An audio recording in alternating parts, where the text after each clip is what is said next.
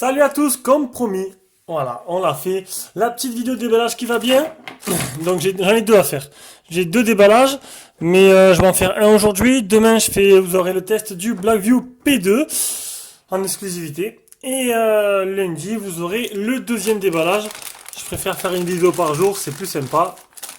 On va faire ça comme ça. Alors, un smartphone qui nous vient d'Internet. Non, cette fois-ci, ça n'est pas de Gearbest. J'aurais pu le prendre sur Gearbest, mais au moment où je l'ai pris, il était moins cher sur Ali. Et sur Gearbest, il vient de passer au même prix en fait que je l'ai payé. Donc du coup, voilà. Donc quand même bien emballé quand même. On reconnaît la fameuse boîte tout passe partout. Hop. Donc c'est un Cubo. Donc c'est pas une nouveauté, ne vous affolez pas derrière votre votre téléphone. C'est pas une nouveauté, mais vu que voilà, je veux faire tous les smartphones, avoir toutes les gammes de smartphones dans mon site, dans ma chaîne. Donc du coup, il faut bien que je fasse des anciens. Voilà, donc Cubo, je les ai tous listés. Et là, c'est le S550 Pro. J'ai pas regardé si d'autres l'ont fait. Voilà, il faut juste que moi je l'ai fait et c'est le principal.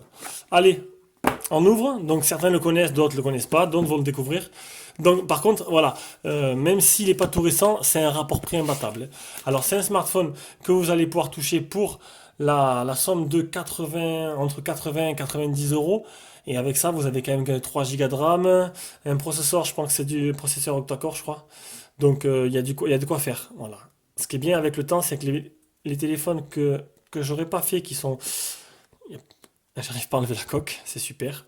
Donc il y a une coque dessus.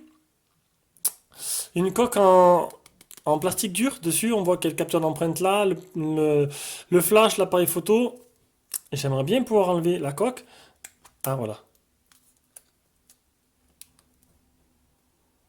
Franchement, c'est un truc de malade. Eh ben, voilà, la coque. Donc le téléphone, il est vraiment magnifique. Alors là, on a affaire à un téléphone, un contour en métal avec un port SIM, donc c'est pas une coque amovible. Il est tout fin, il est somptueux. Franchement, il est somptueux. Vous avez vu? Ça, c'est le téléphone que je fais découvrir au moins. Tout le monde ne le connaît pas. Et surtout, tout le monde ne sait pas qu'il existe et qu'il coûte que 80-90 euros. Et ça, c'est plutôt pas mal. Donc, le S550 Pro, déjà, niveau design, c'est vraiment pas mal. Pas mal du tout. Alors, dans la boîte, on a quoi? Normalement, Cubo, ils sont très généreux. Donc, on a un démarrage rapide. Encore un livre. Un filtre en verre trempé. Ça, c'est plutôt pas mal. Et sur l'écran, on a un film de protection. Le port, le câble de rechargement, le petit trombone, un petit truc pour nettoyer et le chargeur Cubo qui est de 1 ampère. On verra bien si il bénéficie de la charge rapide ou pas durant le test. Ah, j'aurais dû l'allumer en même temps. Ça aurait été plus simple. Voilà, le temps qu'on referme proprement la boîte. Donc Cubo, ben, moi j'aime bien, j'apprécie pas mal leur téléphone. Ils n'ont pas fait de haut de gamme, c'est plutôt du milieu de gamme avec des très bons téléphones. Ils sont jamais attaqués au téléphone un peu plus huppé, c'est bien dommage. Donc déjà vous avez vu, dommage, il n'est pas bordelais, hein. L'écran noir, voilà quoi. On peut voir qu'il y a des bandes noires sur le côté. Donc, je ne sais pas s'il y avait un modèle noir qui existait, mais c'est vrai que déjà, ce modèle blanc, il est somptueux. Donc là, ça se voit pas. On se dit, ouais, c'est plutôt joli et tout. On va monter la luminosité, on voit rien du tout. Ah, il pète, hein. Il pète. Honnêtement, pour ceux qui ne le connaissaient pas, je pense qu'il y en a pas mal qui vont chavirer. Donc, un écran somptueux. À mon avis, qu'on va mettre, voilà.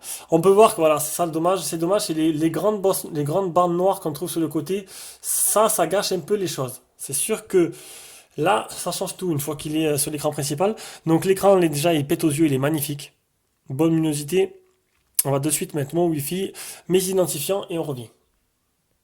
Ça y est, de retour. Donc j'ai rentré mon Wi-Fi, mon Gmail. On va aller voir directement la version Android, les mises à jour. Donc, version Android, disons, voilà, je m'attendais bien à ça, du 5.1. Mais à mon avis, attendez pas une mise à jour, elle se fera jamais. La dernière mise à jour date du du 4 juin 2016. Donc voilà, il n'y aura plus jamais de mise à jour pour ce téléphone. Et c'est un peu la concession à faire. Maintenant, peut-être, c'est possible, regardez sur Nidrom, c'est possible que vous trouvez voilà, des ROM custom pour ce téléphone en 6.0, peut-être en 7.0 aussi, peut-être la ROM de MUI installée dessus. J'en sais rien, j'ai pas regardé encore, mais c'est possible. Donc, on a un tiroir d'application.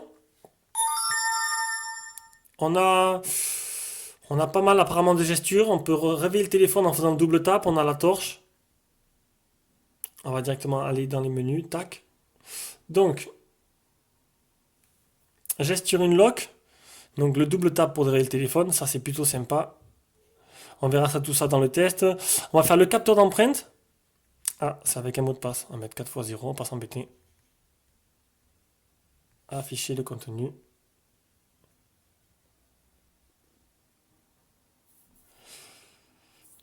Bon, je sais pas si, honnêtement, que le téléphone n'est, voilà, vu que le téléphone n'est pas très récent, hein, c'est rigolo ça.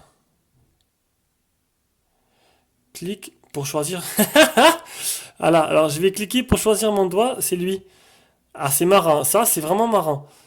Je sais pas ce que ça va donner.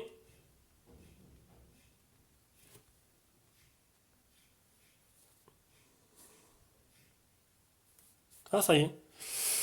Voilà, donc avec, on peut débloquer le téléphone, on peut débloquer une application, on peut faire un démarrage rapide, je sais pas ce que c'est, prendre une photo, et voilà. Et je peux débloquer qu'avec ce doigt-là. Allez, on va voir de suite ce que ça donne. Eh ben, ça a l'air de marcher. Eh, nickel même. Bon, je vais essayer de voir si on peut pas enlever le son parce qu'il est un peu calamiteux. Mais il a l'air de plutôt bien marcher. Et c'est le principal. Un petit tour par la photo.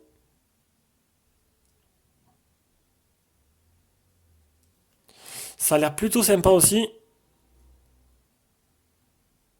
Décidément, il est pas mal ce téléphone. Il me plaît bien. Donc niveau photo, regardez un peu cette qualité, c'est pas mal. Franchement, plutôt intéressant ce Cubo. On a une très bonne qualité, franchement photographique, hein.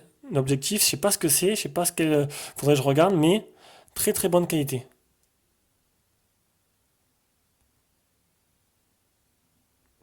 C'est un peu baveux si on zoome trop, mais sinon, c'est plutôt sympa.